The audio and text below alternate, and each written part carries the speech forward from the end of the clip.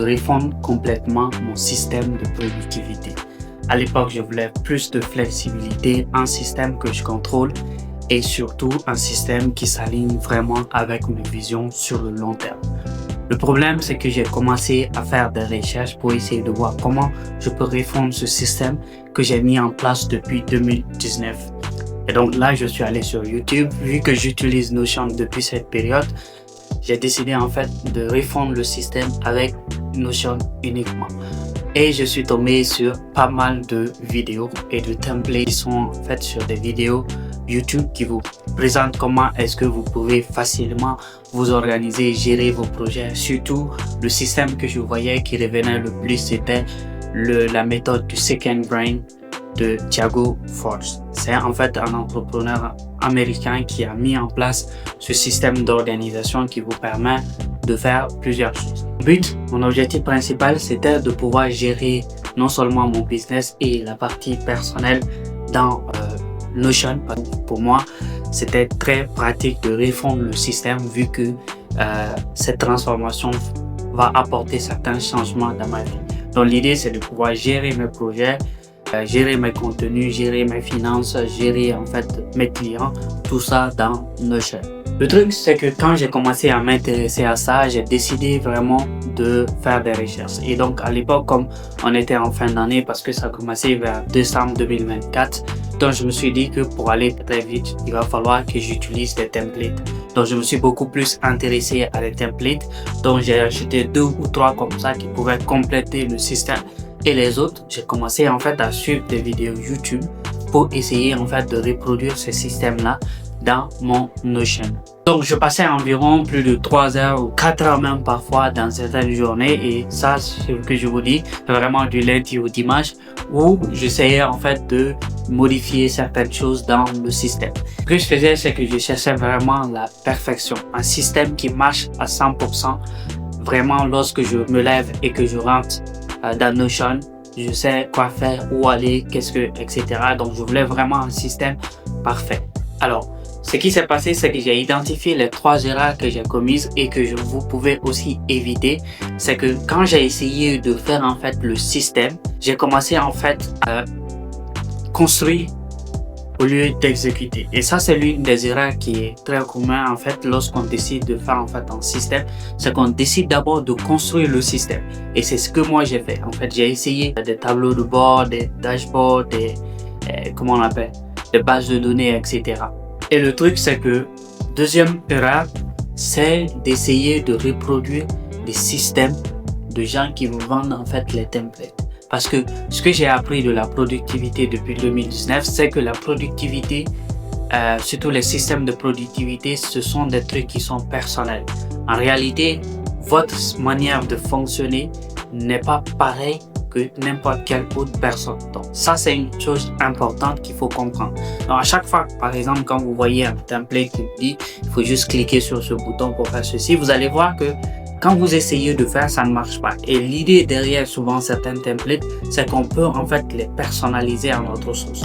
Mais le problème, c'est que souvent les templates de Notion, ce sont des machines à gaz. Il y a une base de données qui est restée seule et il y a d'autres bases de données qui sont regroupées dans un endroit. Et donc, du coup, il y a des relations entre les bases de données. Souvent, si vous ne savez pas comment les manipuler, vous pouvez en fait casser le système que la personne a construit. Et si vous cassez le système que la personne a construit, ça ne va pas fonctionner. Et surtout, si vous voulez que ça fonctionne comme vous, il faut que vous trouviez en fait un template qui est beaucoup plus proche de vous, votre manière de fonctionner. Et l'autre aspect aussi que j'ai très compris, et surtout que depuis que j'ai commencé à m'intéresser au minimalisme depuis 2022, j'ai compris en fait une chose, c'est que le système qui est complexe est différent d'un système professionnel. Et ça, c'est un truc qu'il faut souvent comprendre. Par exemple, quand vous regardez la structure des Second Brain, par exemple, que vous pouvez trouver, qu'on dit second cerveau, vous allez voir que la majeure partie de ces systèmes-là fonctionnent avec une diversité de bases de données. Parfois, vous allez voir qu'un Second Brain qui fonctionne bien pour la personne prend au minimum 3 à 4 bases de données pour fonctionner. Et ces bases de données-là, vous devriez les configurer, les relier et ça devient un système très complexe. Donc, face à ces 3 erreurs que j'ai identifiées, j'ai vu en fait que je passais plus de temps à créer en fait un système qu'à travailler sur mes projets et les projets des clients. Donc, de janvier 2025, ce que j'ai fait, c'est que j'ai décidé de revenir à mon ancien système. J'ai fait une vidéo que vous pouvez retrouver ici ou dans la description où vous explique en fait comment j'organise en fait mes semaines. Et dans cette vidéo-là, j'essaie en fait d'expliquer. C'est une vieille vidéo, ce n'est plus comment ce que je fais actuellement. Il y a des petites choses que j'ai dû ajouter à mon système. Mais en gros, c'est quoi? C'est que j'ai en fait un espace où je suis en fait tous mes tâches que je dois effectuer.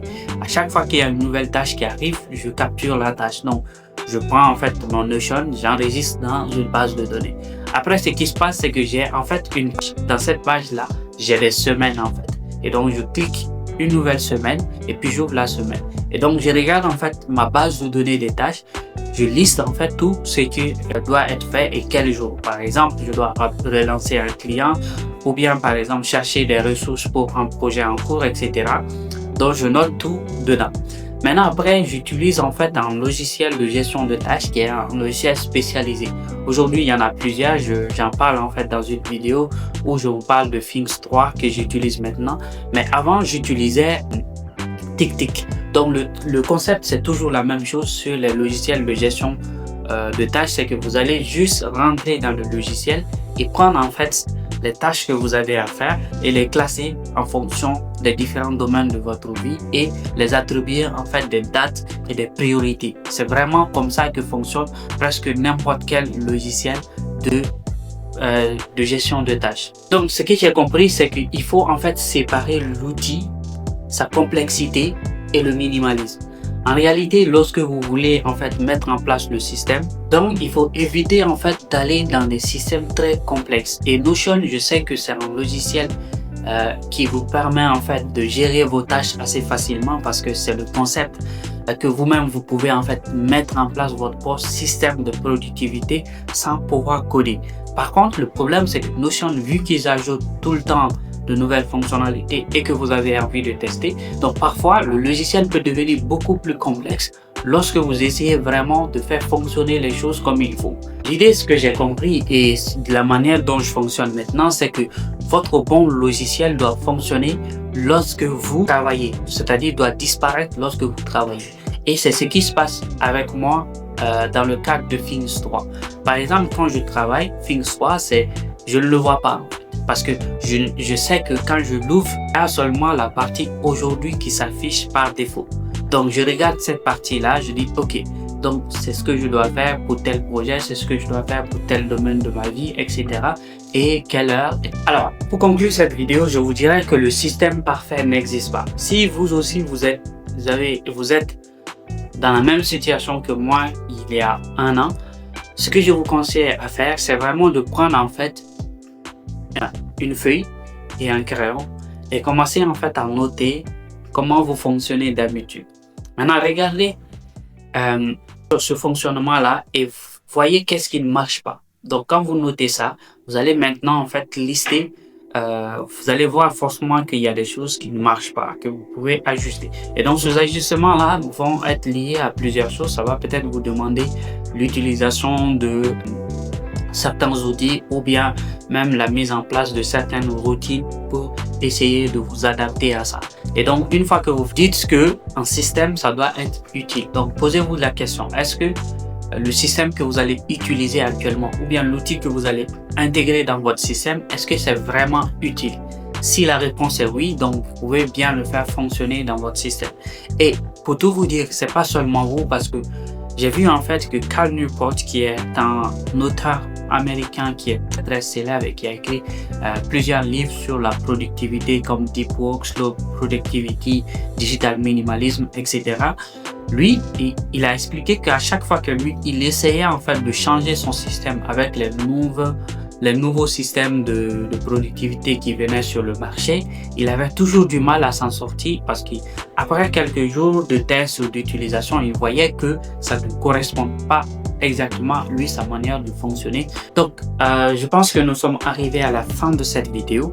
Si vous voulez refaire votre système et que l'outil dont j'ai parlé, Things, soit que c'est un outil qui vous intéresse, n'hésitez pas à regarder cette vidéo dans laquelle je vous explique tout le fonctionnement de Things. Et aussi, n'hésitez pas à laisser un commentaire si vous êtes dans le même problème que moi en termes de productivité. Et moi, je vous laisse à la semaine prochaine pour une autre vidéo sur la chaîne.